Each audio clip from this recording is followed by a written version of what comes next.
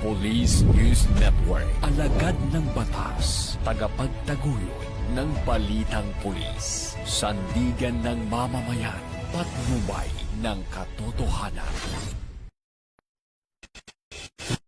Kampo Krame, maghahatid ng pinakahuling kaganapan at nagbabagang balita. Ito ang PNN Police News Network. At ngayon, ang inyong mga tagapagbalita. Magandang araw, bagong Pilipinas. Ako ang inyong alagad ng batas, tagataguyod ng balitang pulis, Patrolman Julius Sam Acad. Maghahatid sa inyo ng tamang balita, kwento ng pulis at serbisyo para sa mamamayan, at ito ang PNP News Online, ang pangunahing balita ng Police News Network. Alagad ng batas, tagataguyod ng balitang pulis.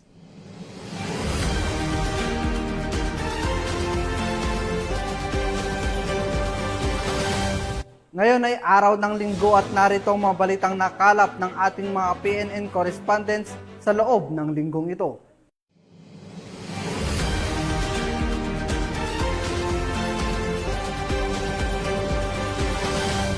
Umabot sa tinatayang 1.7 milyong halaga ng hininalang shabu ang nasamsam ng mga operatiba ng pulisya sa kinasang bypass operation sa lalawigan ng Camarines Norte, kung saan naaresto rin ang mga isang high-value individual target.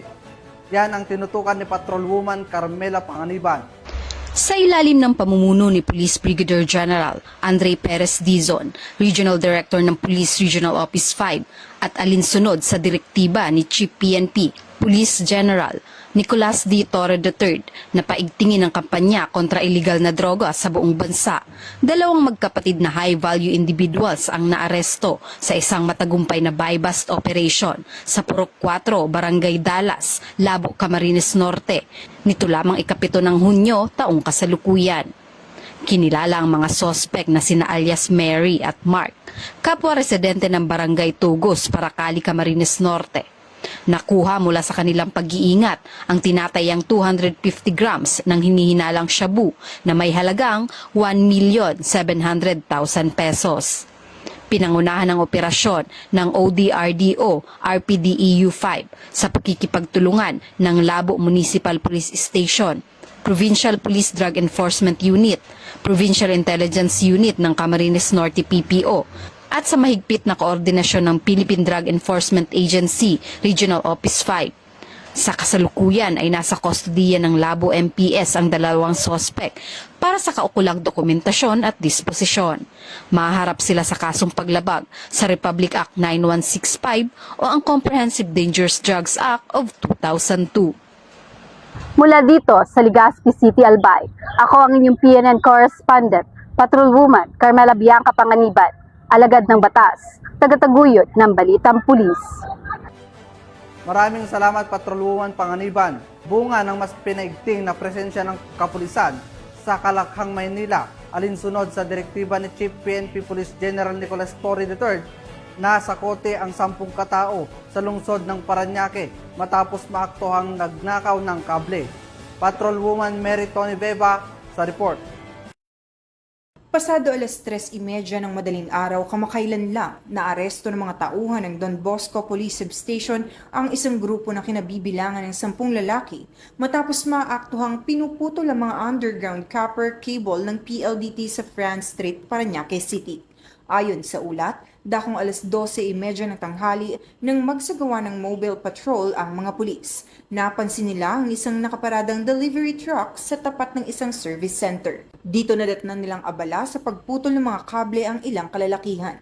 Nang tanungin tungkol sa kanilang operasyon, agad na nagsitakbo ang mga ito dahilan upang sila ay habulin at madakip ng mga pulis. Ang mga sospek ay nakilala sa kanilang alias na sina Jason, Chris, Roger, Rosel Calixto, Mark Hendricks, Leonard Marlo Jiric Rogelio at 2 pang sospek na kasalukuyang pinaghahanap. Nakumpiska mula sa mga sospek ang 6 na pirasong putol na underground copper cable ng PLDT na may kabuong habang 106 na metro. Clawbar, 5 bakal na lagari at isang improvised steel hook na ginagamit pangbukas ng manhole at sasakyan. Kinumpirma ng PLDT na walang isinagawang proyekto o maintenance sa nasabing lugar, kaya't agad na sinampahan ng kasong theft ang mga sospek. Ang insidente ay pansamantalang hawak ng Don Bosco Police Substation at isusumite sa Investigation and Detective Management Section para sa mas malalim na investigasyon at formal na pagsasampa ng kaso sa Piskalya ng Lungsod ng Parañaque.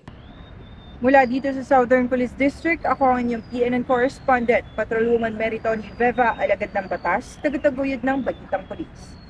Maraming salamat Patrolwoman Beva. Timbog ang isang high-value drug suspect sa Villasis, Pangasinan matapos mahulian ng mahigit 200,000 pisong halaga ng hininalang shabu. Ang report mula kay Police Staff Sergeant John Del Supremo. Naaresto ng mga operatiba ng Police Regional Office 1 ang isang itinuturing na high-value individual sa isinagawang bypass operation noong 8 ng Hunyo sa Barangay Baraca, Villasis, Pangasinan. Kinilala ang suspect sa alias na Joyce, 44 anyos, isang babae, tubong Baguio City at kasulukuyang umuupa sa isang apartment sa Urdaneta City, Pangasinan. Ayon sa ulat, pinagsanib bursa ang mga operatiba sa pangunguna ng Regional Police Drug Enforcement Unit 1 kasama ang RID Pro 1, RIU 1, PDEG SOU 1, PDIA Pangasinan, PIU PPO, PDEU Pangasinan at Villasis Municipal Police Station upang may sagawa ang operasyon. Nakuha mula sa suspect ang tinatayang 30 gramo ng hinihinalang shabu na may standard drug price na 204,000 pesos na nakaimpaki sa 6 na head-sealed transparent plastic sachets. Kabilang rin sa na-recover ang iba pang non-drug evidence. Isinagawa ang inventory at pagmamarka ng mga ebidensya sa mismong lugar ng insidente sa harap ng suspect at mga mandatory witnesses bilang bahagi ng due process. Nahaharap ngayon ang suspect sa kasong paglabag sa Republic Act 9165 o ang Comprehensive Dangerous Drugs Act of 2002. Pinasalamatan at binigyang komendasyon ni Police Brigadier General Louis Evangelista, Regional Director ng Police Regional Office 1, ang mga unit na nagsagawa ng operasyon dahil sa kanilang mabilis at epektibong aksyon. Mula dito sa PCAG Ilocos Region, ako ang inyong PNN correspondent, Police Staff Sergeant John Del Supremo, alagad ng batas, tagataguyod ng Balitang Pulis. Buong pusong nakiisa ang Ifugao PNP sa makasaysayang pagdiriwang sa ika-59 na founding anniversary ng lalawigan ng Ifugao na ginanap sa Lawag, Lagawe. Yan ang balitang hatid ni Patrolwoman Charlene Gumangan. Magandang araw po sa ating lahat. Narito po tayo sa bayan ng Lagawe kung saan ginaganap ang Civic Parade. Tunghayan po natin. Masiglang na ibahagi ang mga tauhan ng Ifugao Police Provincial Office sa isinagawang Civic Parade sa pagdiriwang ng ika-59 Ifugao Founding Anniversary o tinaguriang Gotad at Ifugao 2025 sa Provincial Capital Poblacion South, Lagawe, Ifugao. Nito lamang ika-9 ng Hunyo 2025. Ang komponan ng Ifugao PNP ay pinangunahan ni Police Lieutenant Colonel Nelson B. Madiwo, Deputy Provincial Director for Operations, kasama si Police Lieutenant Colonel Dwight Fagian, Chief Pikadu, sa temang A Celebration of Culture, Solidarity and Progress. Ang Civic Parade ay nilahukan din ng mga kawani ng lokal na pamahalaan ng Ifugao, Municipal LGU, Sandatahang Lakas ng Pilipinas, Bureau of Fire Protection, Bureau of Jail Management and Penology, iba pang national government agencies at mga stakeholders. Bukod pa rito ang mga tauhan ng 1st Ifugao Provincial Mobile Force Company at Lagawe Municipal Police Station ay buong presa sa pagbibigay ng kaayusan, seguridad at maayos na pagmamando ng trapiko. Ang partisipasyon ng Ifugao PNP sa naturang pagdiriwang ay isang patunay sa matatag na ugnayan ng pulisya at komunidad tungo sa nag-iisang layunin ng pagkakaisa at kaunlaran sa bagong Pilipinas. Mula dito sa bayan ng Lagawe, Ifugao, ako ang iyong PNN correspondent, Patrolwoman Charlene Rose Gumangan, alagad ng batas, tagataguyod ng Balitang Pulis. Malas sa grupo ang isang miyembro ng Communist Terrorist Group at kusang sumuko sa mga otoridad sa Barangay Amantillo, Marabot, Samar. Tuloy-tuloy ang panawagan ng pamalaan sa mga nalalabing kasapi ng CTG na samantalahin ang pagkakataong magbagong buhay at makiisa sa pagsusulong ng kapayapaan at kaunlaran sa bansa. Nakatutok dyan si Patrolwoman Kimberly Flores. Voluntaryong nagbalik loob sa pamahalaan ang isang miyembro ng Communist Terrorist Group sa 4th Platoon 2nd Samar Provincial Mobile Force Company base sa Barangay Amantillo, Marabot, Samar. Ang pagbabalik loob ay resulta ng matagumpay na panawagan at pagsisikap ng mga tauhan ng 2nd Samar Provincial Mobile Force Company kasama ang Regional Intelligence Unit 8. Samantala, nakatanggap naman ang nagbalik loob ng agarang tulong pinansyal at food packs mula sa mga kapulisan. Ang nasabing surrendery ay nasa kustodiya ng 4th Platoon 2nd Samar PMFC para sa facilitation ng kanyang posibleng enrollment sa programa ng ating gobyerno na Enhanced Comprehensive Local Integration Program o ECLIP. Muling hinimok ng pambansang pulisya ang iba pang mga miyembro at taga-suporta ng CTGs na iwaksi ang maling ideolohiya at magbalik loob sa gobyerno upang mabuhay ng payapa kasama ang kanilang mga mahal sa buhay. Mula dito sa Eastern Visayas, ako ang inyong PNN correspondent, Patrolwoman Flores, alagad ng batas, tagataguyod ng Balitang Pulis. Maraming salamat Patrolwoman Flores. Hindi na nakapalagpa ang isang lalaki matapos itong mahuli sa sinagawang bypass operation sa Gimbal, Iloilo. Ang report mula kay Patrolwoman Lynette Sablon. Arestado ang isang lalaki matapos mahulihan ng inihinalang shabu sa isinagawang bypass operation ng Gimbal Municipal Police Station dito lamang ika-8 ng Hunyo taong kasalukuyan sa Barangay Santa Rosa, Laguna, Gimbal, Iloilo. Kinilala ang suspect na si Alice Tamay, 34 taong gulang, walang asawa, high school undergraduate at nagtatrabaho bilang caretaker maintenance. Siya ay residente ng Santa Fe, Lumina, Villa, Arevalo, lungsod ng Iloilo. Nahuli ang suspect matapos nitong iabot sa isang pusher buyer ang isang maliit na heat seal transparent plastic sachet na naglalaman ng puting malakristal na substansya na pinaniniwala ang shabu.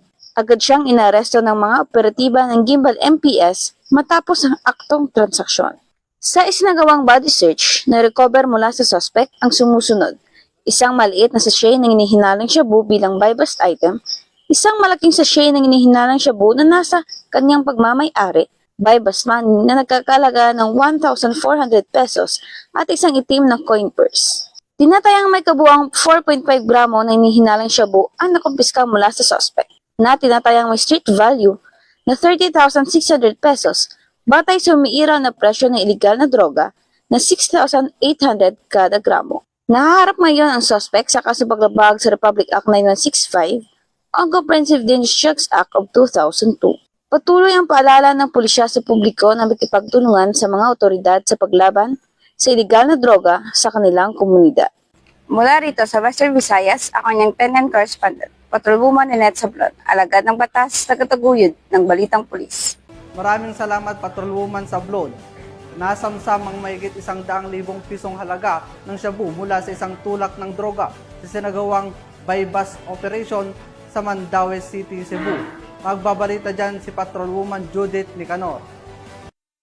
Nasabat ng mga otoridad ang 136,000 halaga ng hinihinalang shabu mula sa isang tulak sa inilunsad na bypass operation sa Cuano Avenue, NRA sa Bangdako, Mandaue City, Cebu nito lamang nakaraan. Kinilala ni Police Major Jonathan Pithoben ni Fieltaneo, officer in charge ng Police Station 2, Mandaue City Police Office, ang suspect na si alias Junker, 21 anyos, at residente ng Block 5 Sawang Calero, Cebu City. Dakong alas 11:45 ng gabi ng magsagawa ng bypass operation ng mga operatibo ng Police Station 2 na kung saan ay naaresto ang nasabing suspect. Nakuha mula sa pag-iingat ng suspect ang 11 pakete ng hinihinalang shabu na aabot sa 20 grams at may standard drug price na 136,000 pesos, itim na coin purse at bypass money. Kasalukuyang nasa kustodiya ang nasabing tanggapan ang suspect at maharap sa kasong paglabag sa Section 5 at 11 Article 2 na Republic Act 9165 o ang Comprehensive Dangerous Drugs Act of 2002. Ang matagumpay na operasyon ay patunay lamang na mga kapulisan ay nagpapakita ng kanilang kakayahan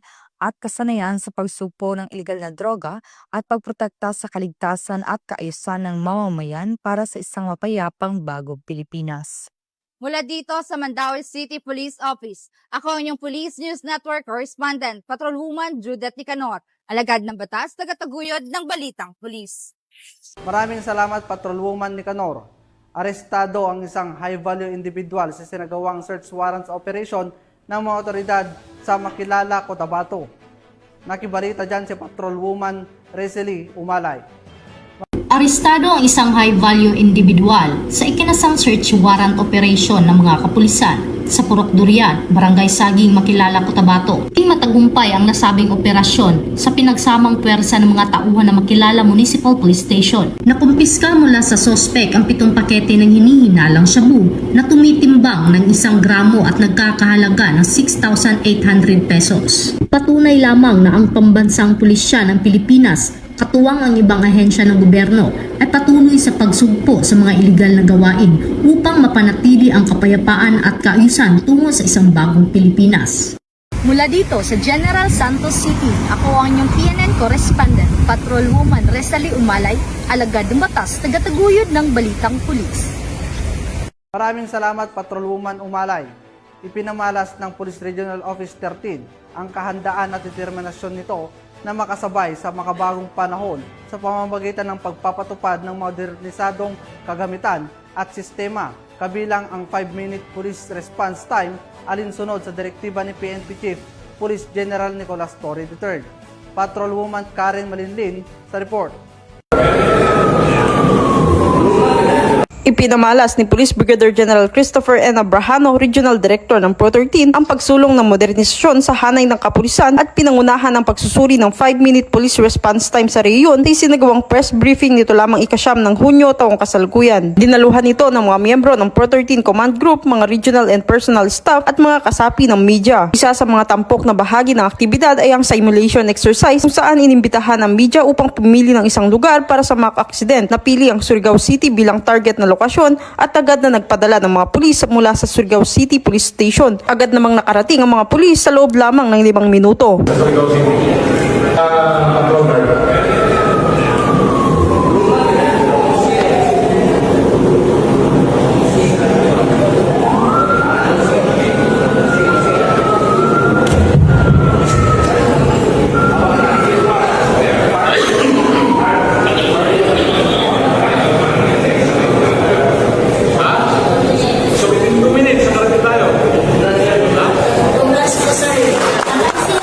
Naging daan din ang press briefing upang makipag-ugnayan sa mga katuwang sa media at ibahagi ang mga operational accomplishment at kasalukuyang inisyatiba ng Police Regional Office 13. Patuloy ang Police Regional Office 13 sa pagbibigay ng mabilisang tugon at tapat na paglilingkod para sa bawat karaganon. Sa ilalim ng pamumuno ni Chief PNP Police General Torre III, hindi lang serbisyo ang hatid kundi katiyakan din ng mas maayos at maunlad na komunidad dahil sa bagong Pilipinas ang gusto ng pulis ay ligtas ka.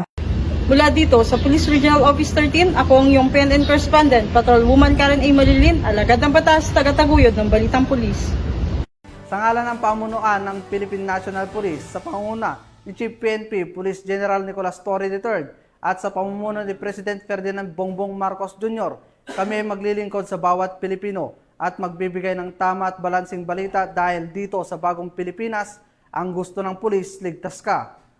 Mula rito sa tanggapan ng tagapag-ugnay ng Pambansang Pulisya, ako ang inyong alagad ng batas, tagataguyod ng Balitang Pulis, Patrolman Julius Sam Acad. Maghahatid sa inyo ng tamang balita, kwento ng pulis at serbisyo para sa mamamayan, at ito ang PNP News Online, ang pangunahing balita ng Police News Network.